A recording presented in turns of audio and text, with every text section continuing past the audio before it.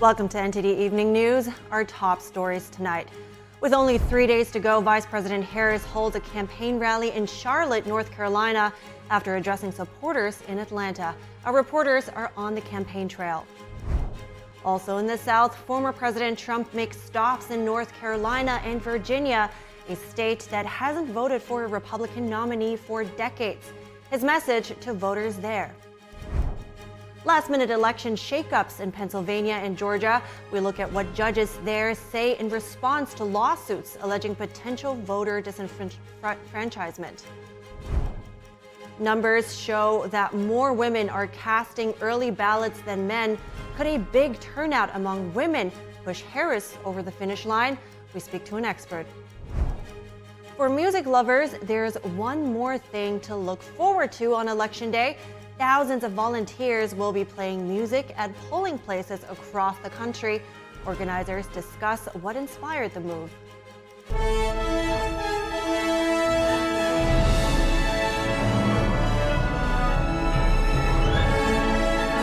This is NTD Evening News. Live from our global headquarters in New York City, here's Tiffany Meyer.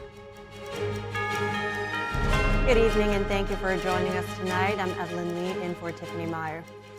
Now, the election is now only 3 days away. Vice President Kamala Harris finishes up her 3-day barnstorm through all 7 swing states with a rally and concert in Charlotte, North Carolina. NTD correspondent Jason Blair joins us live from the event where Harris just finished speaking. Jason, good to see you. What are some takeaways from the rally? Yeah, it is getting very close, just 3 days away, as you said, and Harris finished up her 7-day swing state tour just behind me not long ago. She spoke for about 25 minutes, and one of the big messages today and has been lately at her rallies has been getting people out to vote, getting your friends out to vote, getting your family out to vote, getting them out to vote early. And early voting actually just ended today in North Carolina. So that has been one of the big messages coming from the Harris campaign coming into the election day just a few days away. And then some of the other things that she hit on was that it's time for a new generation of leadership. And she says one of her campaign slogans is turn the page on what she calls a decade of former President Trump. And then she also hit on some of her plans, how she wants to reduce costs for Americans. And she also made some pledges on what she would do as president. I have a clip from that from just not that long ago. Have a look. And here is my pledge to you. As president, I pledge to seek common ground and common sense solutions to the challenges you face. I am not looking to score political points. I am looking to make progress. I pledge to you to listen to those who will be impacted by the decisions I make. I pledge to you to listen to experts and to listen to people who disagree with me. And before Harris went on stage, there were a few musical guests. Singer Khalid sung a couple of songs. Singer John Bon Jovi did a couple of songs with his band as well. Also, North Carolina Governor Roy Cooper did come out and say some remarks saying, quote, Kamala will fight for you. Jason, tell me about North Carolina. How are things looking there for the presidential candidates? Yeah, things are still really tight in North Carolina. Trump is only leading by 1.5% according to poll averages by Real Clear Politics. And to put that into perspective, around this time in 2020, Biden was leading by about 2.3%. In 2016, Trump was up by 1.8%. And then Trump did end up winning the state in both of those elections. But with things so tight, both candidates are really focusing a lot of time and effort to win this state. Got it. Thank you so much for that update. NTD's Jason Blair. And just this afternoon, Vice President Harris rallied in Atlanta, Georgia for one last time before Tuesday's election. NTD's David Jang has the story. I'm at the Vice President Kamala Harris's rally in Atlanta. She has visited the city several times just within the last 2 weeks. So did the former President Donald Trump. Now, obviously, Georgia is a very important swing state with the 16 electoral votes up for grabs. So far, 3.7 million Georgians have already cast their votes. That number is almost 76% of the total turnout of 2020. That's good news for the Peach State because that means we're likely to find out who wins the state on election night. I've talked to a few folks here asking them about what's most important to them in this election. The future of my children. I have 2 mixed race children, and I just want to make sure that they have a secure future. And I want to make sure that my daughter has choice in her life. Making history with the first African American woman in office as president, I think is really crucial as well. I'm a nurse and I work the pandemic, so I'm really interested to see what Kamala Harris does for reproductive health, but also the conditions of healthcare workers at the bedside and the healthcare systems in general. I felt like inflation was a bit of an issue, but overall it's going in the right direction. And Kamala Harris is just going to carry it even further in the right direction. Economy is trash right now, so one can be hopeful that with Harris being in office that she promises obviously that she would help, especially for working class, but we'll see, time will tell. In her speech, Vice President Kamala Harris has been focusing on 2 key issues. One is the reproductive rights for women and democracy, hoping to garner more women votes. This is likely to be Harris's last rally in the city before the general election on Tuesday. Now, tomorrow, former President Donald Trump will have a rally in Macon, Georgia. We're bringing you more coverage of that event tomorrow. Former President Trump and Vice President Harris are campaigning in battleground states in the final moments of their campaigns. Trump is holding a rally in Virginia today, which is not considered a swing state. NTD's Washington correspondent Jack Bradley has more from Salem, Virginia. We're just 3 days out from Election Day, and former President Trump is rallying up and down the Southeast. He held a midday rally in Gastonia, North Carolina, the crucial swing state with 16 electoral college votes. He started off his rally talking about how if you were better off 4 years ago than today. Then he went into the latest jobs report numbers, which showed that the economy only added 12,000 new jobs in October, the worst since December 2020. The worst numbers I've ever seen. How good was that? To get those numbers 4 days before the vote was. Thank you very much, sir. Thank you. Thank you, sir. Now, you would have liked that on one of your races, wouldn't you? But no, to get those numbers, we had the worst numbers, I think, maybe like sort of ever. Then flying up here to Salem, Virginia, where he's seeking to energize supporters in this state that voted 10 points more for President Biden back in 2020 and 5 points more for Hillary Clinton in 2016. I spoke to several House Republicans where they told me that Virginia is still in play in this election. Virginia is strongly in play. He won statewide just a few years ago by turning out rural parts of Virginia, and we've seen in the early votes that they're overwhelmingly turning out in big numbers for Donald Trump. So we're optimistic on election night that we're going to deliver a Trump victory, just like we delivered a Glenn Youngkin victory a few years back. They're standing up in record numbers. They're coming back to the polls, not having voted for years or ever, and they're ready to have their voice heard. He can win Virginia, but it depends on who gets out to vote. If we get out to vote in the 5th, the 6th, and the 9th, in Southwest, South Side, Central Virginia, and Western Virginia, we win this race. If people stay at home and sit on their couch, we lose. So we need everybody to get out to vote, and we need people to realize you can register same day. Get out there, register, vote for Donald Trump. Now, thousands of supporters are here, and many of the supporters were taking pictures next to a garbage truck with a sign that said, "Trump Garbage Deplorables." It's a reference to President Biden's recent comment that seemed to cast Trump supporters as garbage, and Hillary Clinton's comment in 2016 that Trump supporters are deplorables.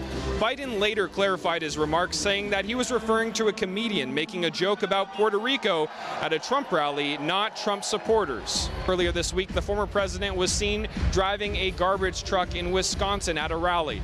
Meanwhile, the Supreme Court ruled that last week, Virginia was allowed to purge 1,600 suspected evicted non-citizens from voter rolls, as it's illegal for non-citizens to vote. Trump is then holding a rally down in the swing state of North Carolina, again in Greensboro, where Vice President Kamala Harris is also holding a rally there, as well as in Georgia, those critical swing states in this election. Reporting from Salem, Virginia, Jack Bradley, NTD News. President Biden made his final campaign stop of the year on Saturday at his childhood hometown of Scranton, Pennsylvania. He spoke to union workers as he aimed to sway voters toward Team Blue. I'm proud to have been the first president who walked the picket line. So, come on. I've walked many picket lines, but I didn't realize when I walked as president, they said, "You're doing that?" I said, "Yeah, damn right I am." Well, Kamala walked as well. But the other guy, every picket line he sees, he wants to cross. The president spoke to members of Carpenters Local Union 445 at a small venue in the town where he grew up. Unions have traditionally endorsed Democratic candidates for president. This year, however, the Teamsters Union chose not to endorse either candidate, a first since 1996. During his remarks in Scranton, Biden said Vice President Harris will build on what he did as president. The commander-in-chief has not been a major figure in Harris's campaign after he dropped out of the race. And more than 70 million Americans have already cast their ballots. That's according to data gathered from 47 states and the District of Columbia. That figure is nearly 45% of the roughly 158 million votes cast for president in 2020. Nearly 70% of votes were cast ahead of Election Day that year, which took place during the pandemic. During the 2022 midterms, roughly half of the votes were cast before Election Day. And now turning to Georgia, last-minute election shakeups. A county judge extended the deadline for counting absentee ballots. Civil rights groups said Cobb County violated the law by failing to send absentee ballots to voters in due time. The Board of Elections chairwoman said they weren't prepared for a surge in absentee ballot requests prior to the October 25th deadline. She said they didn't have the equipment necessary to process the 750 ballots per day requested in the last week. Now, ballots mailed after October 30th and received by 5 p.m. on November 8th will be counted as long as they were postmarked by 7 p.m. on November 5th. The American Civil Liberties Union and the Southern Poverty Law Center filed the lawsuit, which could affect about 3,000 ballots. In Pennsylvania, a judge on Friday ordered Erie County to issue up to 17,000 mail-in ballots to voters who had not received them. The Democratic Party sued the Board of Elections there, saying failure to send the ballots potentially violated people's right to vote. Erie County is seen as one of Pennsylvania's most contested counties. Both Pennsylvania and Georgia are one of 7 swing states that could determine the outcome of the presidential race. The Justice Department is sending election monitors to 86 counties in 27 states on Tuesday. Their goal is to ensure the integrity of the general election. That's 49% more monitors since 2020 and the most in 2 decades. The announcement comes amid growing concerns of improper partisan influence and potential voter suppression at election sites. All 7 of the contested swing states are on the Justice Department's list, along with a mix of dominantly red and blue states. Officials in some red states are pushing back. The Secretaries of State in Florida and Missouri said federal monitors will not be allowed access to voting locations in their state. For some first-time voters in another swing state, Arizona, the upcoming presidential election is not about party affiliation, but about the issues they believe will define their future. Some Gen Z students said economy is top of mind this election cycle. Take a look. So, I mean, for me personally, I'm a lot more concerned about our economy than anything. So that's like the main, if I'm hearing someone talk about at least some sort of economic plan, that's what I'm looking for, because I'm concerned about the future of our economy. Just better living, just like gas going down or groceries going down and rent going down, because rent's killing me. If you separate whatever your opinion might be about him, I think that his economic policy is very sound. I think that putting tariffs on nations that try to push their products into our country. It's a smart thing because ultimately what it does is it promotes businesses to do business in America. As young people, we actually just want to see what the ideas are. There's no reason for two Americans to be like disagreeing about something so much that they like hate each other just because they have differing opinions on like an issue. I think that's dumb. Like, I think it should be more focused on issues than like fighting an enemy, you know, an enemy that doesn't really exist. It's just other people with other opinions. Most people have already been bombarded with spam texts. You know, they've got clipboard people coming after them. So a lot of people just want to be left alone. As young people, we actually just want to see what the ideas are. And I think podcasts, long-form podcasts with candidates, it's been really helpful to actually learn who that person is. And it also allows them to clarify the record. Everything gets taken out of context when it's just this little tiny soundbite. But long-form conversation is okay. Up next, a possibly worrying trend for Trump. Women are outpacing men in early turnout. We speak to an expert about the significance for either ticket. For music lovers, there's one more thing to look forward to on Election Day. Thousands of volunteers will be playing music at polling places across the country. Organizers discuss what inspired the move after the break.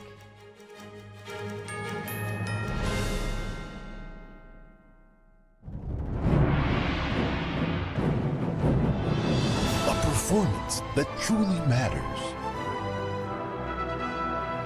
for each and every one of us. This is what you've been waiting for. See it at least once in your lifetime. Shen Yun. Get tickets now at shenyun.com. Amazing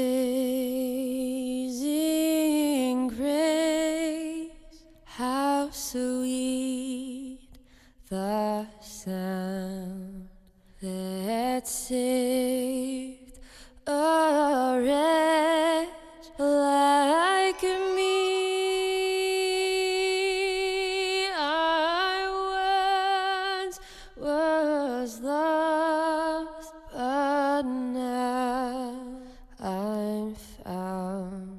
Was blind, but now I see. They're just kids, hungry, homeless, and vulnerable. Abused kids often feel safer on the street. Now, more than ever, that's the most dangerous place of all.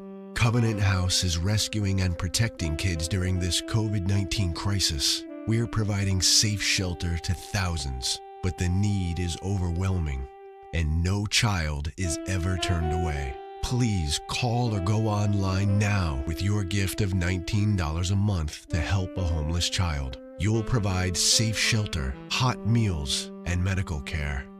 Your gift will show our kids they're loved. Homeless kids are afraid and alone, with nowhere else to turn. You want to know that there's somewhere you can go that's safe. So the Covenant House did that for us. Please call now. With your gift of $19 a month, we'll send you this soft, comforting blanket to show you're helping our kids. Please don't wait. In our national crisis, your gift is the lifeline a child needs. Please call or go online to safeplacetosleep.org now. Thank you for saving precious lives. Will radical lies determine your child's future, or will timeless truths? Fathom the Good equips children with wisdom against the world. Our homeschool curriculum teaches high schoolers to think critically. We provide primary texts, original content, reasoning tools, and mentoring videos to help them transform America. Teach your children to navigate the world's woke confusion. Teach them to fathom the good.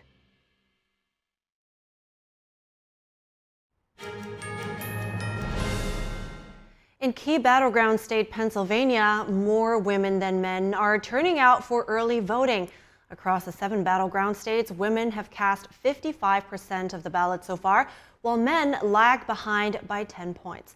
What does this mean, and could this be a worrying sign for former President Trump? Let's chat with Democratic strategist Theron Bond about this. Theron, welcome. Good to see you. What do you think is behind this trend? So, I talk with some folks that I know who organize heavily in the state of Pennsylvania. And what they tell me about women in Pennsylvania is that they care about health care significantly, and they also carry more student loan debt in comparison to men.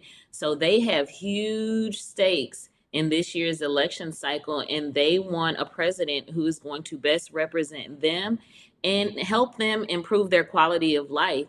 And so if we continue to see that trend, it could mean that Vice President Harris now gets promoted to president and that former President Donald Trump does not see a second term. So those are the issues you say are pushing those women out to vote. So do you think right now already that is a good sign for Harris? Or does this just simply mean that, come election day, other voter groups such as men could come out and make up for that gap? What do you read into this as of now? I think it's, of course, possible that we could see more men come out to vote on election day. But if women are outpacing men in Pennsylvania, and this is a trend that we can measure across several other states, whether it's another 5, another 10, another 20, 30, or even all 50 plus the District of Columbia, then by and large, we could see it become an easier win for Vice President Harris. Former President Donald Trump has made a number of disparaging remarks against and towards women, and we don't take too kind to some of those remarks. And so, in addition to him recently saying, he wants to take men out of women's sports, but he seems to be okay with allowing men in the doctor's room with women when they make their decisions. And that's something that women also don't take too kind to. So he doesn't speak too well to women in their issues, and it's likely leading to them casting ballots, not necessarily against him, but in tune in favor for Vice President Harris. So does this give her a significant advantage, that her popularity with women versus maybe Trump's unpopularity with women? Because on the other hand, the Harris campaign has been making efforts to close the deficit she faced with male voters during the last few days. We know that women historically outvote men, not just this year, not just last year, not just 4 years ago, 8 or even 20 years ago. Women, since we have had the right to vote, have significantly outpaced men in the numbers when it comes to casting ballots. And so if we continue along those lines, it would by default favor Vice President Harris, but it's not an end-all be-all. I think we're going to see a lot of quiet voting when it comes to Vice President Harris as well. Historically, white women specifically tend to vote if they are Republican along with their husbands. However, I think we're going to see a lot of those women go into the ballot box and cast quietly their vote for Vice President Harris to become the next president of the United States. That's quite interesting. But what do you see right now in terms of campaigns, or specifically also the Republican campaign, doing right now to increase the male voter turnout in general? Because could that be a worry then? I don't know that either candidate, to be honest, is doing the work to energize their base. I think now it's by and large a turnout game. Whoever currently exists in their base and potentially some apathetic and undecided voters, it's saying, hey, regardless of who you're going to vote for, please get off the couch, walk into a polling center and cast your ballot. Of course, each respective candidate wants those ballots cast for themselves, but ultimately, if we can increase the numbers, then that's the likelihood of either of them getting elected. But I think it's people don't have the most excitement that they've had about this election. Neither of the top two candidates have been the favorite, so to speak. And so if they get off the couch and go cast a ballot for, say, their choice for U.S. Senate or a state rep, or if there are gubernatorial races, or mayoral races across this nation. If they get off the couch to cast a ballot for someone else, they will see a candidate for president at the top of their ticket. And so the likelihood of them saying, you know, I'm already here, I'll cast a ballot for them too, is highly likely, and that can increase the numbers as well. Got it. Got it. Thank you so much, Theron Bond, for your insights this evening. I appreciate it. Thank you. Now, the New York Times Tech Guild announced plans to strike if a contract agreement isn't reached before Election Day. The Guild has about 700 workers. The Guild has been in negotiations for 3 years. They seek better wages, benefits, and job security. In a letter published on X, they accuse management of failing to negotiate in good faith and delaying discussions. A strike could impact the Times' website during election night. The site features important visual components, including the well-known election needle that provides data forecasts. And thousands of volunteers will play music at polling stations across the country on Election Day. The nonprofit behind the idea encourages voters to keep participating in the democratic process. NTD's Andrew Thomas has more on the upcoming performances. On Tuesday, Metropolitan Opera Orchestra violinist Sarah Vonsatul will be playing at a very different venue. Instead of her usual gig at the Met, she'll be performing at a polling place in New York City. The musician is one of the thousands of volunteers who are part of Play for the Vote. It's something very unifying about voting. Music is universal. We all listen to music. Many children sing before they speak. It's an important part of human experience. So it's something that we share. Play for the Vote places local musicians at polling stations across the country. Boston-based cellist Mike Block started the nonprofit in 2020 to enhance people's voting experience. The organization aims to have performers near polling stations across all 50 states. Vonsatul and her election ensemble will play for an hour Tuesday morning in the David Rubenstein Atrium at Lincoln Center. It's whatever we want. So what I think we're going to play this year, and some of the same things as 2020, is a string quartet by Dvorak. It's called the American String Quartet because he wrote it after coming to the U.S. and being inspired by things he heard here. I think we might play some patriotic stuff too. Vonsatul also said as a musician she felt lucky to perform on Election Day. To volunteer my time this way is a privilege, just as voting is a privilege, and it's something positive that I can do and think about on a very important day. Play for the Vote hopes to have musicians at thousands of polling locations. The nonprofit hopes to uplift voters and add a little bit of fun to the electoral process. Election Day is Tuesday, November 5th. Andrew Thomas, NTD News. And that wraps up our news tonight. Thank you so much for tuning in. I'm Evelyn Lee. Good night.